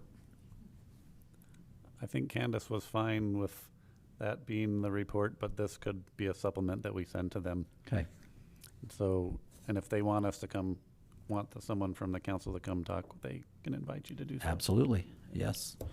Okay, so let's, well, with the help of the, what do we call them? The standing subcommittee associated with the legislature, we'll put some final edits to this report and prepare it for Candace to get out to the legislature. So any comments or concerns about the existing report the way it was presented? It's just in draft form at this point. Scott? Oh, yes, Sterling. I would suggest that staff forward this report once amended and completed to all local council membership. Oh, that's right. We did talk about that off to the side. So I like that idea. So we'll get this in final draft form and then forward it to all of the local watershed councils to give any comments that they might have as well. So I think that's a great suggestion.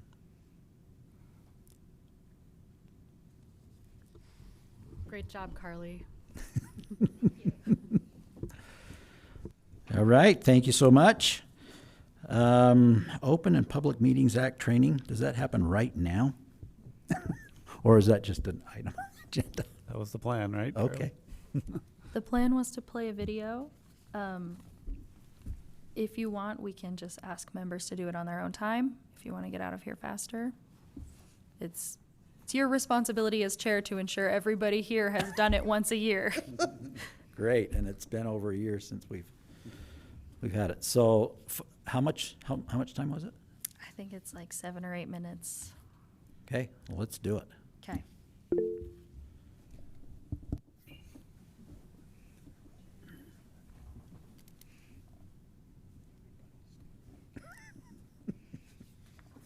That's right.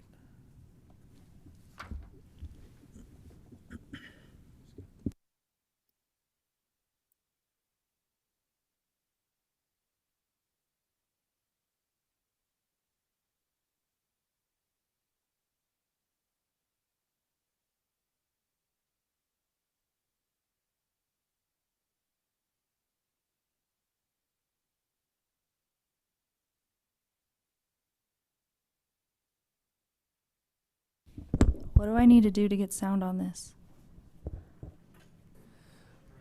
We're working on it. Thank you.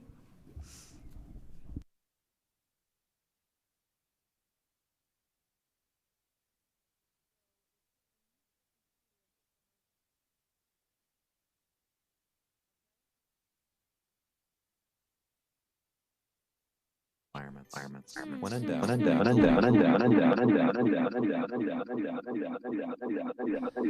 Carly, can you unmute your computer? Sorry.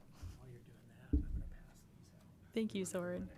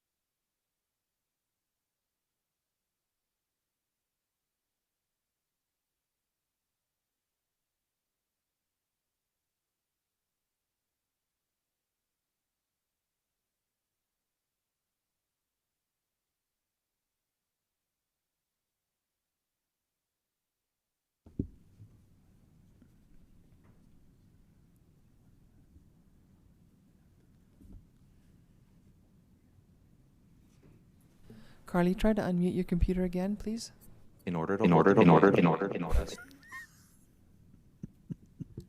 Scott, given the time, I'm sorry. I'm wondering if we could just send a link out to the board. That would be great. Okay. Yeah. And then then there's something we do to certify that we all saw it and send it on over to Carly. Okay. Great. Good, thank you. I like that idea. All right.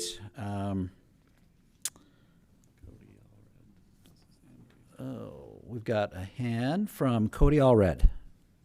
Go Yeah, ahead, real Cody. quick, Scott, is this training required by the local council level as well, or is it just this council? I thought it was all councils. All councils. It was intended just for this council today, but. Oh, yes, but the training needs to be completed by all councils. Okay. So we'll, yeah, if you could send it out to your council members, Carly will send it out to the state Watershed Council members, and we'll make sure everybody gets it recorded so that everybody knows that who's taken it and who has not. So good question. Okay, thank you. All right, you bet. So let's see. I'm trying to decide. Carly also sent out, I don't know, have you sent out the suggestions for the local watershed councils? That paper, the white paper? That went out a couple months ago. Okay. So just a reminder, that was very well done, I thought. And there's some good, common sense things, but there's very good suggestions on what the local watershed councils need to look for and do in their councils, and some ideas on what they could do to expand their activities and so forth. So I thought it was very well done. A good suggestion. With that, let's see, we've got public comment. Any public comment that needs to come forward? Seeing none. Administrative updates. Todd, what have you got there?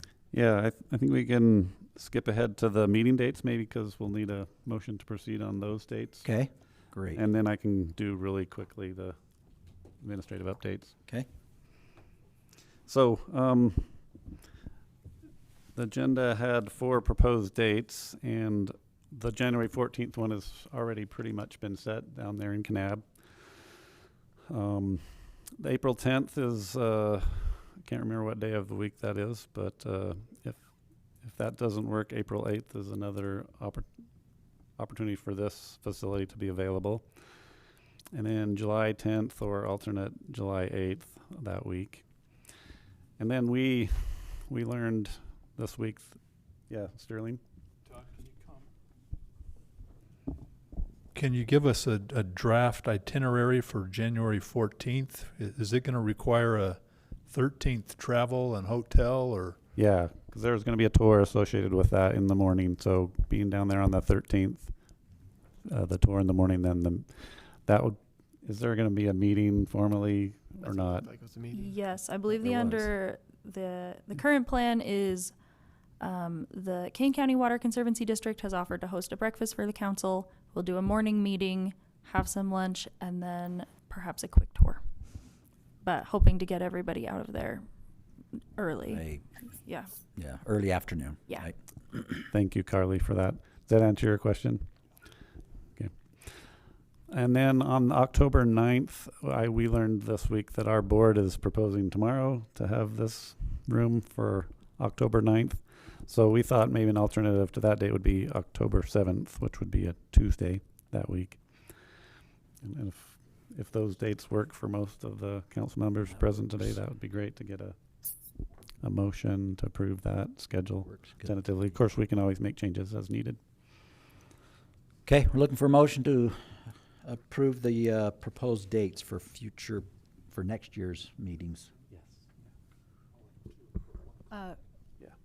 Scott, I move that we approve the proposed dates, January 14th, April 10th, July 10th, and October 7th, 2025 for our next meetings. Thank you, Laura. Second? Point of clarification real quick. Yes. Is it the 1 to 3 time period we think for most of those except for that January one? Yes. Good clarification. I just want to clarify that. Thanks. If so, I'll second. Okay, we have a second by Rick Smith. Any comments? All in favor of the motion, say aye. Aye. Any, Aye. any opposed? Motion carries. Great. Thank you. We'll get those set up. Just really quickly, just two quick administrative updates. Mark Stratford's term on the council was due to expire the end of this year. So we reached out to the Utah League of Cities and Towns, and they have voted to reappoint him for another 4-year term. So just letting you know that that's taking place. Marcelle's seat is also due to, her term on the council is due to expire the end of this year. And we've initiated the process with Kim Shelley and Joel Ferry to make nominations to the governor's office. And I'm not sure those have got to the governor's office yet, but they soon will be, and hopefully we'll hear soon about that. Whether the governor would like to reappoint Marcelle, they know that she's willing to do it again. So we will let you know probably through some communication when that takes place, or at the January meeting at the latest. Great. Or before it, so Marcelle can be there, or her replacement. And that was all today. Okay. We almost did it. Very good. By 3. So. Good. Did excellent. So one other topic that I'd like to bring up really quickly. So Pioneer Pipeline goes all the way over to, I don't know where it goes, through Wyoming, Utah, down the Weber River. They've got an organized team of clear cutters that are going through and just cutting trees along their alignment, about 50 feet wide through their alignment. Well, a lot of their alignment crosses the Weber River several times or parallels the Weber River. We caught them clear cutting right on the banks of the Weber River. That is really concerning to me. We're trying to preserve the integrity of those banks, and here they're clear cutting all the good rooted systems that are in the banks, essentially, creating a lot of problems. I don't know if anybody else has had those issues with Pioneer Pipeline. Do they have to get some kind of permitting with Forest Service or Nope. somebody else? They don't even ask for permission on our own property. Yeah, that's So they say they have legislative, congressional requirements to do it, and they don't ask. They just do. So we're going to try to, I don't know what we're going to try to do. We're going to try to work with them or somehow to at least limit what they do along the river coordination, banks. so you can kind of absolutely reshape it. Yeah. And aren't they regulated by PHMSA? Is that the regulatory agency? I know because we worked with Chevron Pipeline on a different issue, but it was after the pipeline break into Red Butte Creek. Yes. We identified areas where the pipeline crossed waterways and worked with Chevron to shore up those areas of vulnerability. A little bit of a different situation because we had a disaster, but I wonder if... But very similar. I mean, aren't they Yeah. required to do NEPA like everybody else in the world? Yeah. So, and I know they didn't on this, or at least maybe they did in the 50s when their easement was created, but... I think Ricky might have Ricky might have an insight. Some insight on that. Yes and no, unfortunately. They're not one of our members, so I don't know them intimately, but there's definitely quite a bit of regulatory requirements and restrictions that they definitely have, and maybe we could chat more about it offline and I could share some thoughts. Great. This just came up yesterday, so I apologize for bringing it up so urgently, but I don't know what to do because they basically says we have ultimate authority. We're just like the railroad, basically can do what we want. And I said, no, I don't believe that. So Yeah, feel free to give me a call Actually, after that. thank you. So I've dealt with this before from a legislative standpoint. If they own underground minerals, they basically have a right to go in there, even on private property. They have the mineral reserve. So I'm not sure about the rights of ways, but I know they definitely have the right to go in and develop, even if you own private surface. If they own the minerals, they're Sure. pretty much open. That's the way Utah law is. Yeah, But I don't agree know with if that goes along with the ability to transport or not. I'm not sure about that. I hadn't heard it, but they should at least try to be a good steward and talk to the surface owners before they do that. Yeah. Seems to me that that's a little bit harsh to just go up there and start cutting down pathways without talking to anybody. So That's what I thought. All right, I appreciate the input. All right, looking for a motion to adjourn. So moved. All right, motion by Nate Doggs, second by Sterling. All in favor, say aye. Aye. Aye. Thank you, everyone. I appreciate it. We'll see you in January down in Kanab. Thanks for the invite, Mike.